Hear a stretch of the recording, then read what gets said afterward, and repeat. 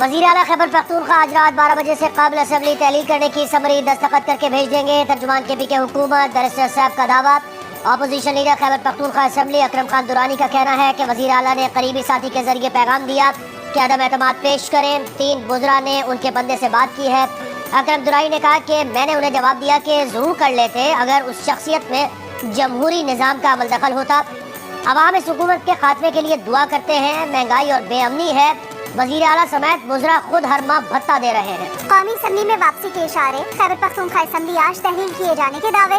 Chairman PTI Imran Khan ने आज party रहनुमाओं के साथ मुशावरती इजलास तलब कर दिया। इजलास में सिंध के बल्दियाती इंतखाबात के नताइज और वज़ीर आज़म को एतमाद का वोट देने के मामले पर भी तबादला ख्याल होगा। असम्बली आज तोड़ने पर पीटीआई क़यादत तकसीम।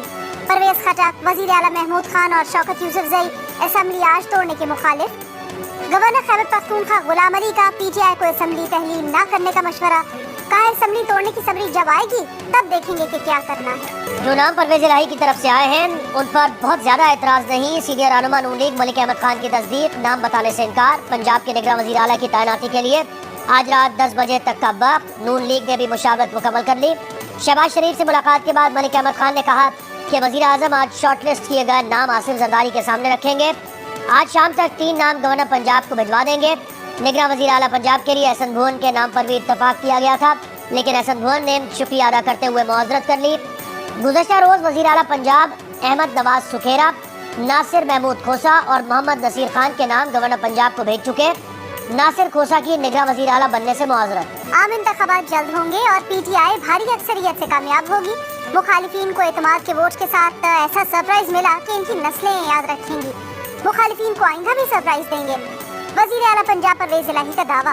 स्पीकर सिप्तान खान और राजा बशारत की मुलाकात के बाद परवेज़ इलाही का कहना था कि पंजाब असम्बली इमरान खान की अमानत थी। जब इमरान खान ने कहा असम्बली की अमानत उन्हें वापस कर दी। अखबारात में खबरें छपी हैं कि पीटीआई पार्लियामेंट में वापस जा रही है। अगर पीटीआई पार्लियामेंट वापस आती है तो क्या हुकूमत उनके साथ मिल बैठेगी? विभाग के वकील पूछ के बताएं, हम नैब तरमीम का मामला वापस पार्लियामेंट भेज दें? चीफ जस्टिस का सवाल। नैब तरमीम से मुताल्लिक़ इमरान खान की दरखास्त पर समाअत के दौरान जस्टिस एजाजुल हसन ने कहा कि उम्मीद है कि हुकूमत और पीटीआई इत्तफाक़ राय से कानून साजी करेंगे। जस्टिस मंसूर ने इमरान खान के वकील से कहा, आप पार्लियामेंट में नैब तरमीमी बिल पेश कर दें, पीटीआई पार्लियामेंट में क्यों नहीं जा रही?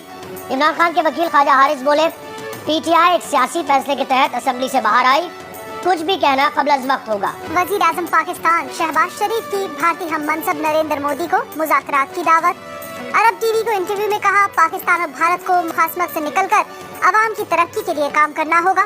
दोनों मुल्कों ने 3 जंगें लड़कर भूख बेरोजगारी के सिवा कुछ नहीं पाया। अब हमें ये रोकना होगा। कश्मीर समेत तमाम मुतनाज़ मसाइल के हल के लिए मुज़ाकरात करना नागुज़ीर है। वज़ीर आज़म ने जोर दिया कि भारत को कश्मीर में इंसानी हुकूक की खिलाफ वर्जी रोकना होगी। भारत ने 2019 के मुतनाज़ आर्टिकल से कश्मीर की उसूली हैसियत को पामाल किया। भारत में अक़लियतों के खिलाफ जो कुछ हो रहा है सबके सामने है। अगर भारत अपना रवैया तब्दील करके मुज़ाकरात करे तो हमें तैयार पाएगा। तर्जुमान वज़ीर आज़म हाउस ने वजाहत की है कि वज़ीर आज़म ने बारहा रिकॉर्ड पर कहा है, 5 अगस्त 2019 का गैर कानूनी इक़दाम मनसूख किए बगैर भारत से मुज़ाकरात मुमकिन नहीं। पाकिस्तान और भारत को 2